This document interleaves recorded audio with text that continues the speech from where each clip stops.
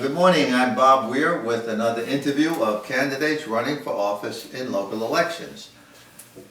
That which take place, by the way, on May 6th. My guest today is Michelle Alkhatib, running for place 6 on the board of Louisville Independent School District. Thanks for being here, Michelle. Sure, thanks for having me. Since your bio is on the written portion, I'll get right to the questions. What role does a school board play in education? Sure.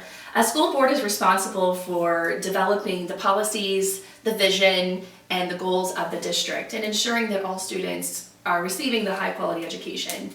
And from that, they also are responsible or tasked with hiring the superintendent. And so together, they work together to make sure that all of those visions and goals are met.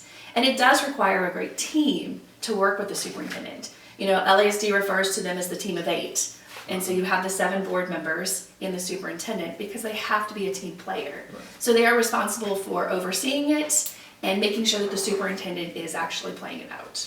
And so you hire the superintendent, the school board hires the superintendent? Correct. And are they also able to fire him?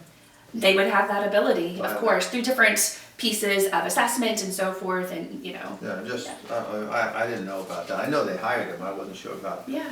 Okay, so if you're elected to the school board, what issues would you want to address?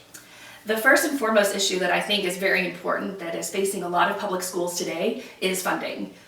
Without the funding that we are receiving from the state, we are having to find creative ways to make things happen within the district. You know, we are facing a teacher retention issue, and that is a big issue that the board acknowledges, the district acknowledges, but until the state legislature starts looking at our funding and reevaluating how we receive the funds as a school district, we are going to continue to have to find those creative ways. For example, we're giving roughly $61 million back in recapture, and that is coming from your local property tax dollars. And if we did not have to give that back, or if we had other methods, for example, we receive $6,120 per student for their education. It takes roughly $10,000 to educate a student. So we're having to find that nearly $4,000 gap in order to keep our teachers happy, retain our teachers, get the creative resources that we need to ensure that all of our students are getting what they need across the district. Well, that's a sizable gap. It is a sizable gap. Is there another bond issue coming up? I mean, right now the board is exploring. They do have it out, trying to see if we do need to possibly look at another bond in order. Because if you look at us compared to our local school districts, we're different. We do not have some of the same pockets that they have. And our board has been really great about making sure that we do not raise our taxes at the local level, and they're going to continue doing that even through the bond package that they're exploring. And the current budget is around $600 million, isn't it? Correct. So, yeah. Correct. Okay, how do you think students have fallen behind because of the COVID pandemic? Absolutely. I mean, COVID, it was a different ballgame for us. It really did affect not only our teachers, our families, and our students. And right now we are seeing the gap in learning, both academically and socially. And so we are having to find those ways in order to fill that gap. And you determine that by the testing, like SAT scores? SAT is done at the high school levels, but there are a lot of different district assessments that we do give. There's those campus-based assessments. The teachers are constantly monitoring the students and doing various assessments within there. To see what their growth levels are, what their strengths are, what their weaknesses are.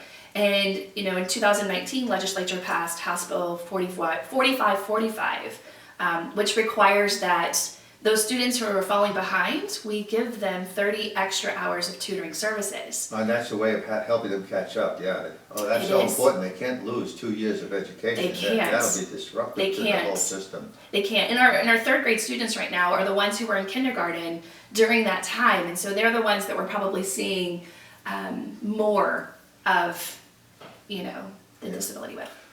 All right, so what are the primary subjects taught in schools, LISD schools? Pretty much like everywhere, typically math, history, geography, and the things that I learned when I was growing up. You know, we didn't have things in school like they're trying to teach today? They have, what do you feel about teaching sexual orientation, gender identity, and transsexual issues? Sure. So the State Board of Education, they are the ones who are tasked with developing the TEKS, which is our Texas Essential Knowledge and Skills. That is the standards that we as educators are required by law to teach. And from that, we then at the district level develop the curriculum in order to teach those TEKS. And I will tell you about sexual orientation, transgender, there are not TEKS that address any of those issues, except in one high school class. It's an elective, it's a health course, that is taught, but parents are informed about the topic and they do have the right to opt out of that. And so there's a lot of information that comes out if that child does choose to participate in that health class. There are not any other TEKS that address that. And so as teachers, we are required to teach those TEKS in our curriculum that's developed by the district. All right, how about the teaching of critical race theory? Same. I mean, critical race theory it's a radical approach that was developed for a college level course, and so it is not part of the TEKS, and so it is not in our curriculum in LISD.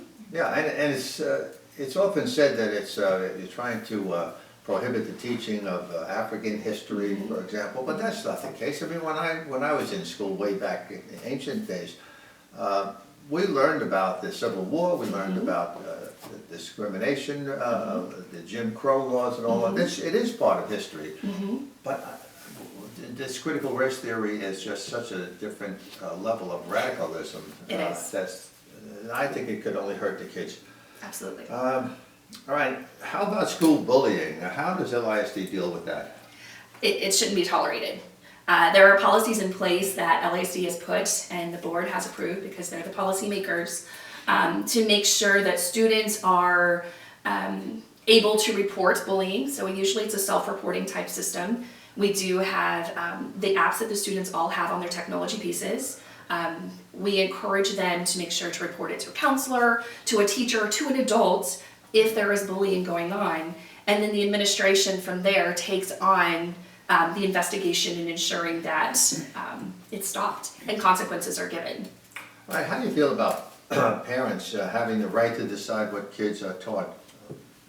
Do they have a right to decide that? Absolutely. Parents have every right to understand what their children are being taught in the schools, and I do feel that Louisville ISD does a great job on transparency. I believe that they have multiple opportunities for parents. For example, curriculum resources, textbooks. They do have that on their website as a resource that parents can go to and look at and take a look and see what the textbooks that their children are using.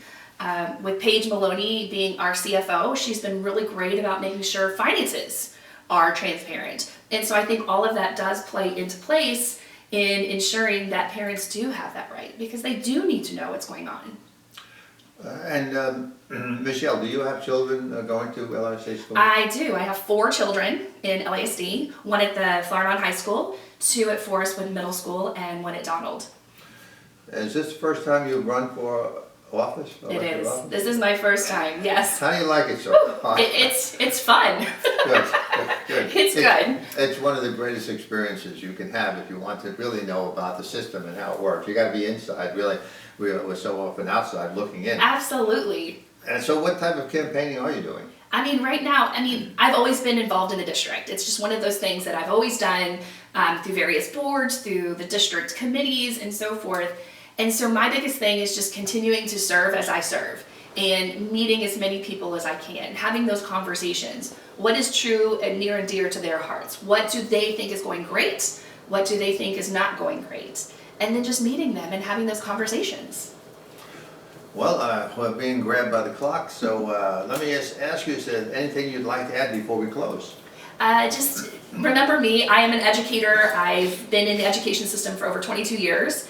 And as a teacher, as an administrator, as a parent, as a volunteer, I currently substitute in the district, so I still have that classroom experience, and I would bring a lot of value to the school board and the Board of Trustees, and I'm a great team player, and so please consider me, and if you have any questions, reach out. I would love to have a conversation with you about what I see and what I am going to push for moving forward.